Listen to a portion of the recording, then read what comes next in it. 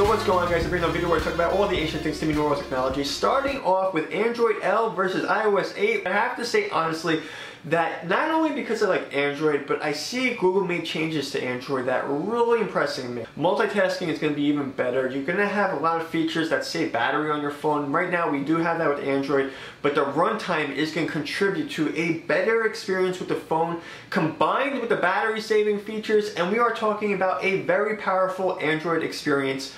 Furthermore, I've always said that Android had to be a little bit more refined with the way it looked. The user interface was always impressive to me, but not the best. It just looked like designers didn't take enough initiative there and make it a great user experience. But you know what? Let's just give Google a round of applause because the notification center is going to be a lot better looking. You're going to have a better experience when you can ignore a phone call if you're playing a game or watching a movie. And one of the cool security features that I was looking at with Android L is that you can use your phone and it'll trust you as an authorized user if you have a Bluetooth piece that the phone recognizes or you're near a trusted Wi-Fi network. Now let's talk about another security feature. I think they said 0.5% of people had a malware issue or spam issue with Android. Now they're implementing a feature where the phone will actually scan these applications that are not installed via the Google Play Store. This is going to tell all the people out there that competing with Android, listen, you want to talk about spam or malware issues? Well, now we're scanning every single thing that's installed on the phone. So what more do you want the people over at Android to do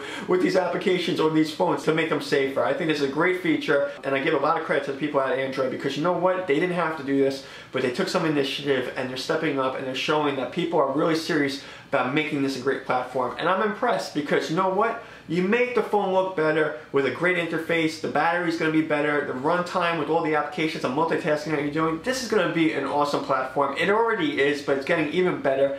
And then when we look at iOS 8, I'm not going to bash Apple that much about this, but it still looks like they're taking ideas from Windows Phone, adding some Android features, and they're calling it iOS. Now, is this a problem for the Apple fan out there? Absolutely not. If you like Apple, you're going to like iOS 8. You're going to see the features that everyone's been using with the other platforms, and you're going to have it with iOS. I think it's actually a plus because if someone moves from Android to iOS, they're probably going to be like, wow, this is pretty similar. I might like this even more. Does it mean that I want to buy into Apple? Well, probably not at this point with their phone, because look what Android's doing and look at Android L. I have to say that Android with Google, they're still doing a much better job. And if you're not really used to getting improvements to the platform that you're using, you probably don't care. But when I watch Google and I see that they're continuously working, they remind me of Adobe. Adobe's continuously working on their software. I get to see the improvements they make, and it impresses me. It makes me think that the company is actually doing a good job. And that's the way I look at Google. With Apple and iOS, I think eventually they might start mimicking even when Google's doing things like this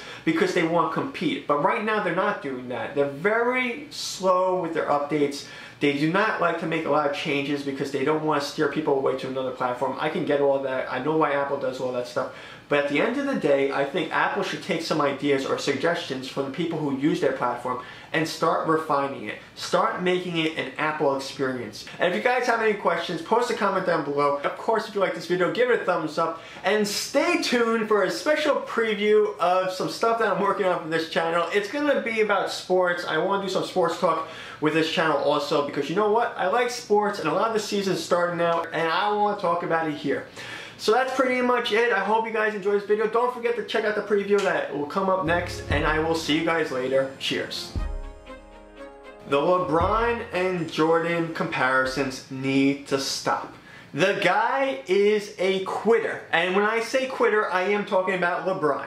The guy quit on Cleveland, he quit on the Heat, and he quit that finals game when he left with cramps. If that's not a quitter, I don't know what is. Jordan, to me, is number 23. Don't get it twisted. All these people say, well, you don't have to compare the two. No. When the guy goes up in front of a crowd and goes, not 2, not 3, not 4, not 5, not 6, not 7, not 8, he is not talking about championships. He's talking about on how many teams he's going to quit on. You better believe that people should be asking Jordan because that guy earned the right to wear that number and they should just retire it.